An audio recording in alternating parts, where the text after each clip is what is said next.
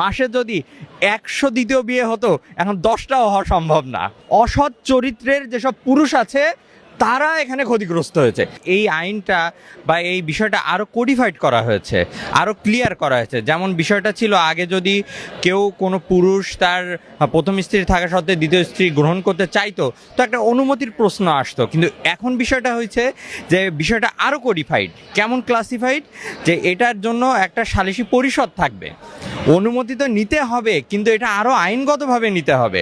এটার জন্য একটা সালিসি পরিষদ থাকবে যেখানে আরবিট্রেশনের নাম আমরা সবাই জানি, আরবিট্রেশনের মাধ্যমে অনুমতিটা নিতে হবে। তেমন কিভাবে?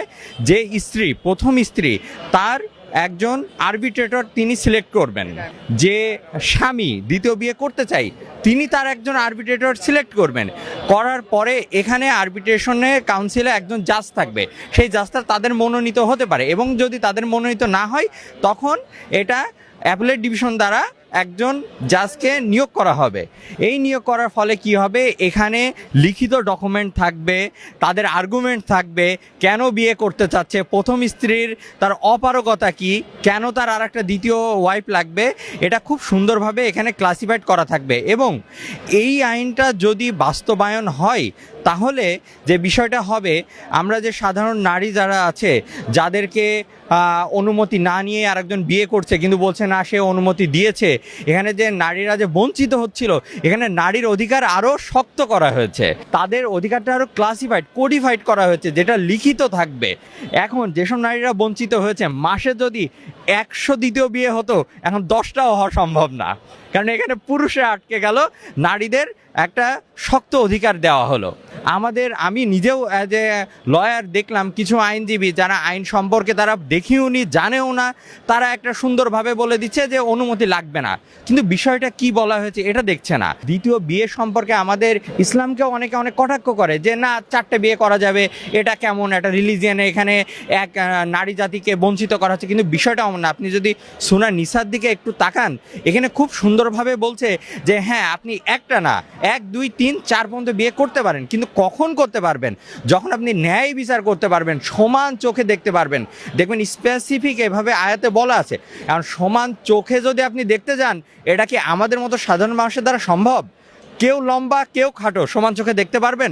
কারণ নীল রঙের শাড়ি পছন্দ, কারো হলুদ রঙের শাড়ি পছন্দ, আপনি একই শাড়ি দিতে পারবেন? এখন রাসূলুল্লাহ সাল্লাল্লাহু আলাইহি ওয়াসাল্লাম তিনি ছিলেন মহামানব, তার দিকে তাকায়ে আমরা এই ছোট এক্সকিউজ নিয়ে এত বড় কিছু তো করতে পারি না। আজ এখানে বলছে সূরা নিসাতে কোনো নারীর মনে ব্যথা দেওয়া যাবে না, আপনি যে বিবিগুলো আছে তাদের মনে ব্যথা দেওয়া যাবে না। সোমবারে আপনার এক বিবি আপনাকে ডাকছে, সেই সোমবারে আপনার তৃতীয় বিবি ডাকছে, আপনি কি যাইতে পারবেন? তার মানে এটা আমাদের দ্বারা সম্ভব না। দুজনেরই যথেষ্ট লাভ হয়েছে। এখানে কি হলো? পরিবারগুলো বাঁচলো, সন্তান বাঁচলো। আপনি একটা লেম এক্সকিউজ দিয়ে বিয়ে করবেন, সেটাও হবে না। এখানে ক্ষতিগ্রস্ত যে হয়েছে সেটা কুচরিত্রবান, অসৎ চরিত্রের যেসব পুরুষ আছে তারা এখানে ক্ষতিগ্রস্ত হয়েছে।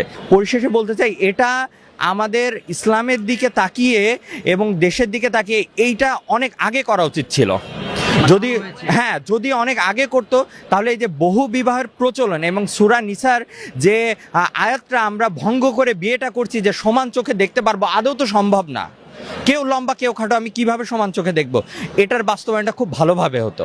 কোথায় অ্যাপ্লিকেশন করতে হবে আমি সাধারণ জনগণকে সবসময় এটা জানাতে চাই যে আপনাদের এটা যে আরবিট্রেশন কাউন্সিল গঠন হবে সেখানে যান, সেখানে যে অ্যাপ্লিকেশন দেন, আপনার আরবিট্রেটর নেন, মেয়ে তার আরবিট্রেটর নেবে প্রথম স্ত্রী, তারপরে এখানে বসবে, একটা ট্রায়াল চলবে, একটা রায় হবে, আফটার দ্যাট আপনারা ডিসিশন নেন।